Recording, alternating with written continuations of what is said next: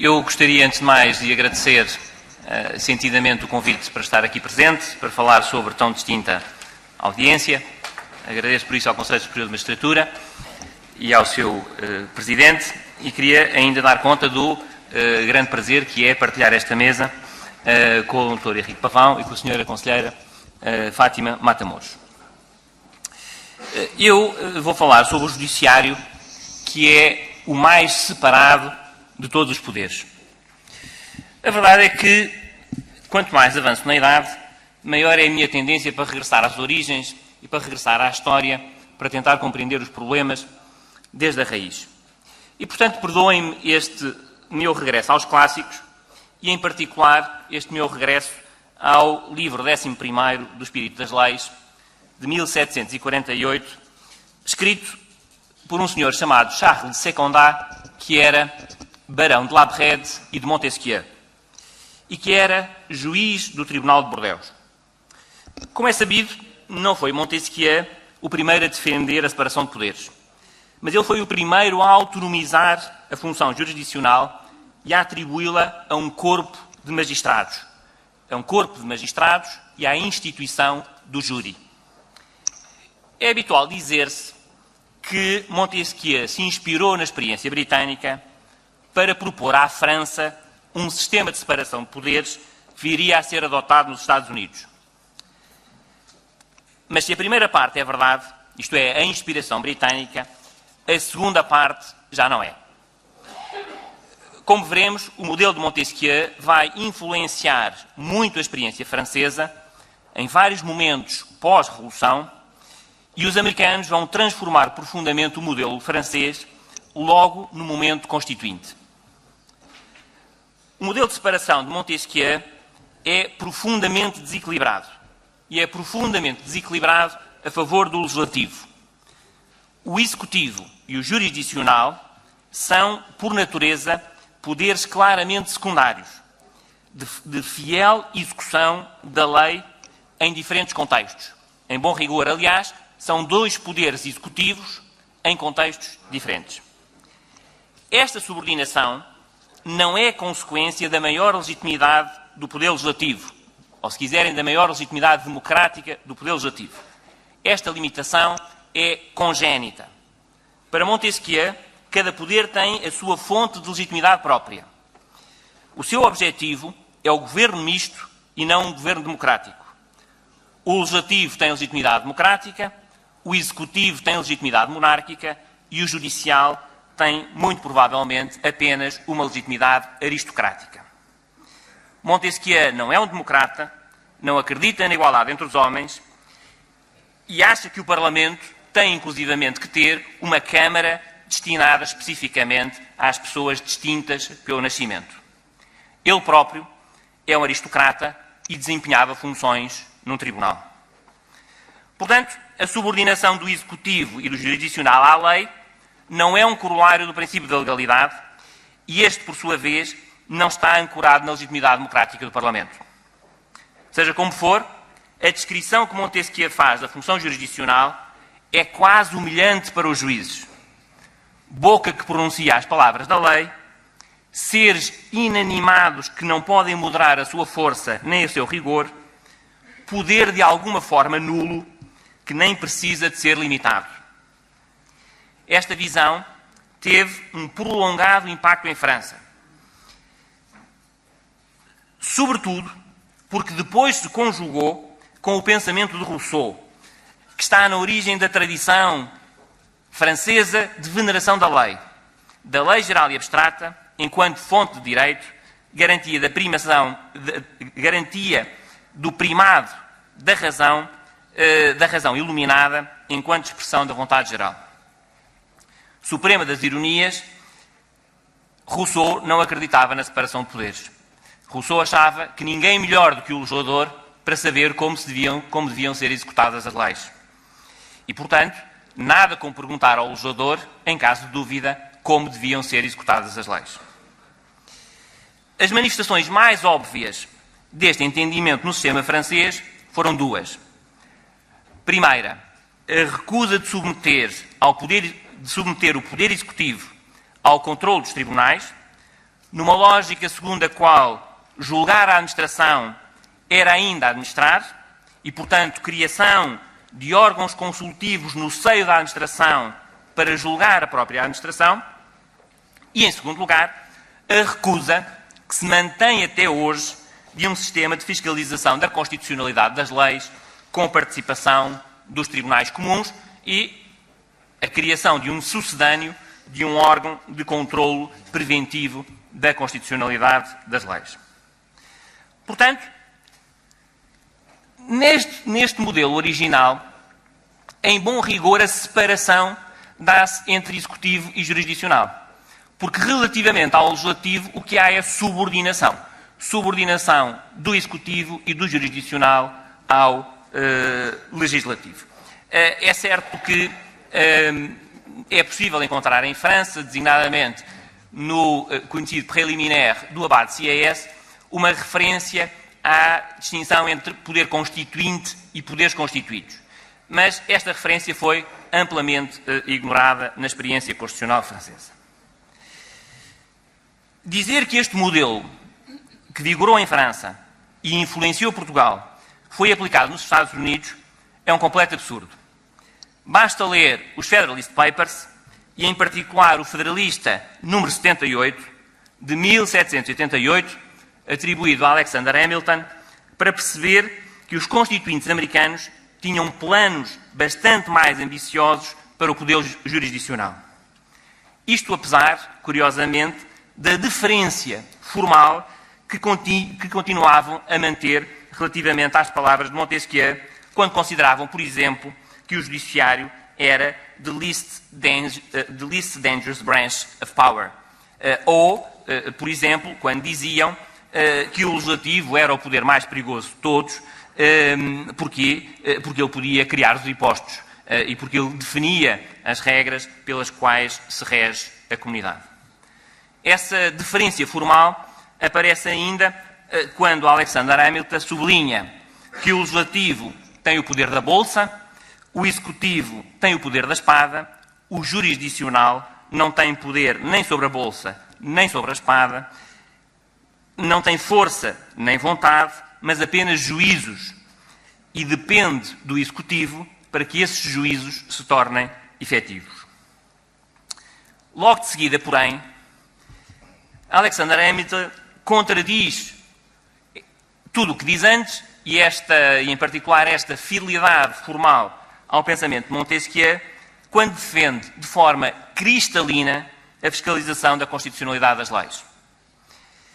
Mais do que isso, ele defende que o que justifica a independência e a inamovibilidade dos juízes é precisamente a possibilidade de os tribunais serem chamados a fiscalizar a constitucionalidade das leis.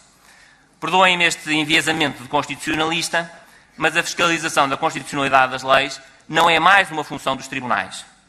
É a primeira das funções dos tribunais, até do ponto de vista metodológico e, em bom rigor, numa lógica de balanceamento de poderes, é esta função que faz o judiciário passar acima do legislativo. Na hierarquia das funções e dos poderes, com a fiscalização da constitucionalidade, o poder jurisdicional suplanta o legislativo. O poder legislativo, antes de mais, passa a poder constituído. O poder jurisdicional passa a ter a última palavra sobre a interpretação da obra do poder constituinte.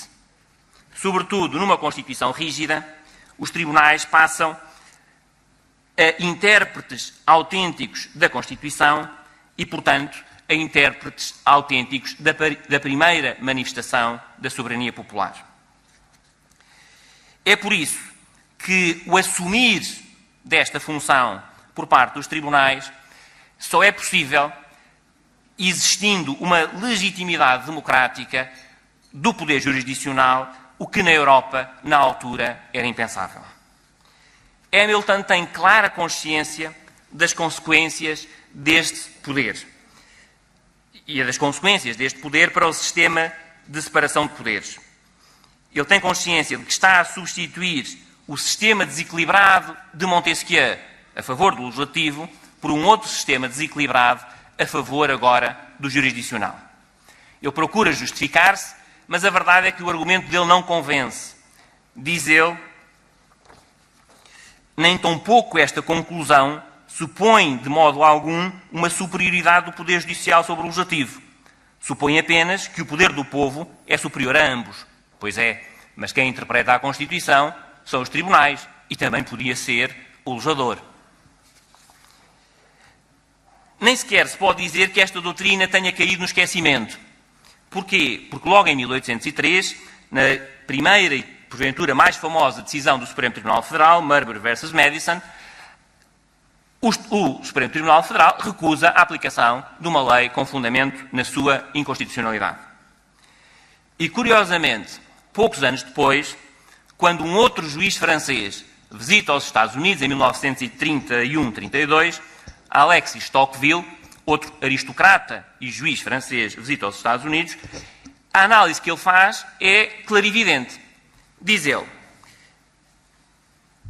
os americanos mantiveram aquelas três características que são comuns à Europa no que respeita ao poder jurisdicional. Os tribunais servem de árbitro dos litígios, só se pronunciam sobre casos particulares e só se pronunciam quando são solicitados. Mas existe uma grande diferença. E a grande diferença é a que os americanos reconhecem aos tribunais o direito a fundamentar as suas decisões baseando-se na Constituição e não tanto na lei. Este direito está na origem, em parte, do enorme prestígio social e até político dos magistrados americanos. O paradoxo do constitucionalismo, todavia, só seria formulado mais tarde, já no século XX, em 1907, por Charles Evan Hughes, em que ele diz que we live under a Constitution, but the Constitution is what the judges say it is. Não existe sistemas de separação de poderes, não existem abstratos, mas apenas aqueles que estão consagrados constitucionalmente. E, em última análise, é aos juízes que compete definir o significado da sua própria independência. Seguramente muito mais do que ao legislador. E é por isso que eu, como constitucionalista, nunca consigo ficar muito preocupado perante projetos legislativos que interfiram, eventualmente, com a independência do Poder Judicial, dos tribunais e dos juízes. Porque sei que, em última análise, é aos juízes que compete definir o que significa a sua própria independência. Eu diria mesmo que, de certa forma, os juízes julgam aqui legitimamente em causa própria. Bom, mas obviamente a questão que fica por responder, e ficará sempre por responder, é quem guarda os guardas. Se os juízes são os guardas da Constituição, quem guarda os guardas? Como é que estou em termos de tempo? Muito bem. Dito isto, passaria a fazer algumas considerações, já não tão históricas, mas mais conceptuais, sobre o sentido da separação de poderes e da independência dos tribunais. Em primeiro lugar, é importante ter presente que separação de funções e separação de poderes não são a mesma coisa. Assim como não é a mesma coisa separação de poderes e equilíbrio de poderes. E já agora, também não é a mesma coisa separação de poderes e tripartição de poderes. E continuando, não é a mesma coisa separação de poderes e independência dos tribunais, desde logo, porque a Constituição consagra não apenas a independência, mas também a interdependência. Depois é importante distinguir independência do Poder Judicial, independência dos tribunais e independência dos juízes. E, finalmente, é importante sublinhar que a independência é sempre uma independência em face de. Isto é, a independência é um conceito relacional. Começando pelo início. A separação de funções é uma mera operação intelectual. Só há separação de poderes se a esta divisão intelectual das tarefas do Estado se seguir a redistribuição ou a distribuição dessas funções por diferentes órgãos. No caso da função jurisdicional, é relativamente fácil. Agora, não sucede o mesmo relativamente à função executiva e legislativa, que estão cada vez mais confundidas. Verdadeiramente, em alguns casos, a separação entre função legislativa e função executiva está muito esbatida, se não quase até eliminada. Depois, como aliás resulta já da minha exposição, raramente os modelos de separação colocam os diferentes poderes numa situação de equilíbrio. Há poderes claramente mais fortes e poderes claramente mais fracos. E esta situação e esta relação de poderes alterou-se significativamente ao longo da história. Por exemplo, o poder executivo reforçou-se muito durante o século XX, em virtude do crescimento do Estado e da sua configuração como Estado-providência. Este equilíbrio ou desequilíbrio de poderes tem, por vezes, justificações que respeitam às fontes de legitimidade dos diferentes poderes. Mas não há nenhum sistema em que todos os poderes tenham o mesmo tipo de legitimidade. Mesmo no sistema norte-americano, que é aquele que leva, que mais cedo introduziu o princípio democrático na legitimação do poder jurisdicional, este não goza do mesmo nível de legitimidade democrática do Executivo e do Legislativo. Porquê? Porque só em alguns Estados é que os juízes são eleitos, porque vale a regra do cruzamento do Executivo e do Legislativo na nomeação dos juízes, e, portanto, os juízes estão, digamos assim, propostos, nomeados pelo Executivo, com a ratificação do Legislativo, e, em particular, porque a instituição do júri. A terceira nota que eu queria referir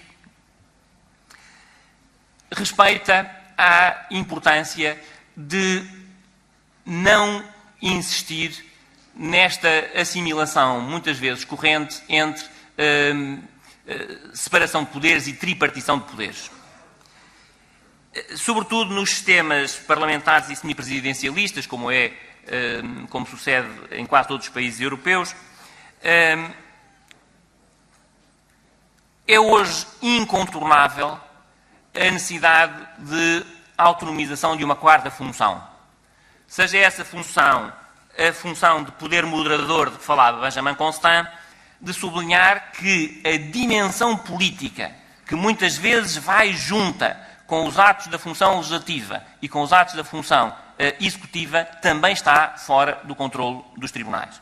Refiro-me, por exemplo, no caso da função legislativa, às chamadas prognoses legislativas, e, no caso da função executiva, refiro-me à chamada margem de discricionariedade administrativa.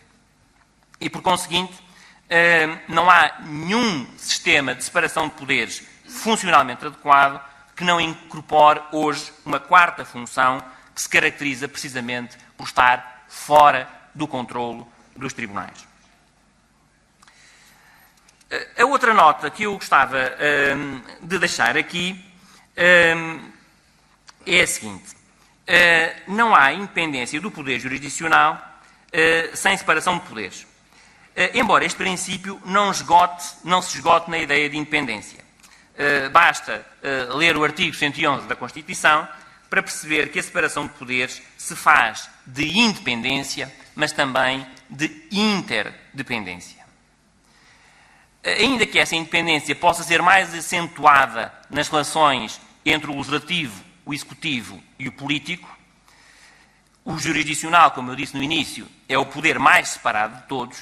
A verdade é que o jurisdicional não está isento desta ideia de interdependência. E refiro apenas 3 exemplos que me parecem ser os mais claros. Em primeiro lugar, a Assembleia da República pode conceder amnistias e perdões genéricos. O Presidente da República pode indultar e comutar penas e, naturalmente, o órgão máximo de governo das magistraturas tem uma maioria de vogais externos, 2 nomeados pelo Presidente da República 7 eleitos pela Assembleia da República. E, portanto, ao contrário daquilo que supunha Montesquieu, em que a faculdade de estatuir e a faculdade de impedir só existiam no Legislativo e no Executivo, a verdade é que também existem faculdades de impedir na relação entre os outros poderes e a função jurisdicional.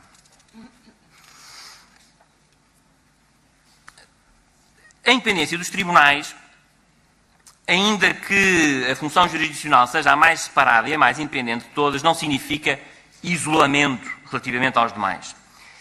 E não significa imunidade em relação a interferências de outros poderes na sua esfera funcional. E aqui permitam-me um pequeno parênteses, porque em Portugal há muitas vezes a ideia que o princípio da separação de poderes implica que os titulares de cargos políticos não possam explanar publicamente as suas opiniões acerca do conteúdo das decisões judiciais. Eu não me parece que o princípio da separação de poderes vá tão longe, que ele possa constituir verdadeiramente um limite à liberdade de expressão, quer dos cidadãos em geral, quer dos titulares de cargos políticos, que não deixam de ter liberdade de expressão em função dos cargos que ocupam. Gostaria ainda, se tiver tempo para isso, de apresentar aqui uma distinção, que é a distinção entre independência externa e independência interna, ou, para ser até um pouco mais rigoroso, entre independência do Poder Jurisdicional, independência dos tribunais e independência dos juízes.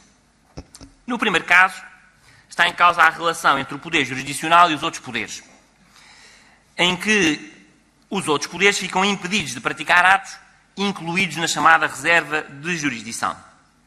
Já no que respeita à independência dos tribunais, o que está em causa é a relação entre as diferentes ordens de tribunais e, dentro da mesma ordem, entre as diferentes instâncias. É neste plano da independência dos tribunais que deve ser analisada, por exemplo, a questão dos assentos e da admissibilidade dos assentos.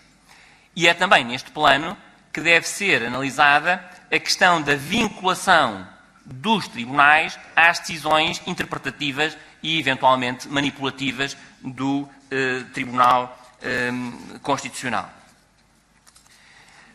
Já no que respeita à independência dos juízes, este é um conceito relativo, sobretudo, ao estatuto funcional e pessoal no seio do tribunal a que pertence cada um dos juízes e no tribunal em que cada um dos juízes exerce funções, e na relação entre o juiz e os órgãos de governo da magistratura.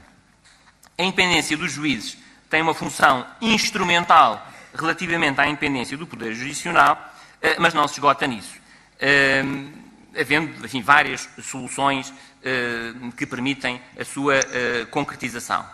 É neste quadro que se colocam as questões relativas à inamovibilidade, à irresponsabilidade, à avaliação, à progressão das carreiras, às garantias remuneratórias, às incompatibilidades, aos impedimentos, por aí fora. Finalmente, e para terminar, a questão da independência do Poder Jurisdicional é sempre uma independência em face de, relativa. Em face dos outros poderes, seguramente, mas também em face daquilo que a Constituição identifica, em alguns casos, como poder económico, mas também perante interesses corporativos de vária natureza, partidos políticos, movimentos cívicos, etc. Há uma coisa, todavia, que não está incluída nesta ideia de independência dos juízes. É a independência em face de si próprios. O que é que eu quero dizer com isto? Quer dizer que nós temos que reconhecer que não há ninguém, nem sequer os juízes, que sejam ideologicamente ascéticos. Nenhum juiz, naturalmente, está desprovido das suas mundividências, das suas convicções pessoais, das suas valorações, da sua pauta principiológica. Todas as pessoas têm as suas pré-compreensões e os juízes não são, naturalmente, exceção. Não há, como disse, não há ninguém que seja política, ideológica e culturalmente ascético. Naturalmente, este problema das pré-compreensões é mais relevante quando se trata de tribunais superiores, do Tribunal Constitucional, dos Supremos Tribunais de Justiça e Administrativo, mas não deixa de ser comum a todas as instâncias. É importante que essas pré-compreensões sejam assumidas e debatidas. É importante que se façam estudos de comportamento judicial para identificar essas pré-compreensões e o seu reflexo nas decisões finais.